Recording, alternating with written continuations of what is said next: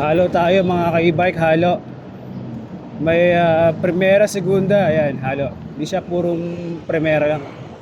Kasi meron na tayong hinahabol na oras din. Kailangan makabalik tayo sa bahay mga alas 7 or alas 8, nandun.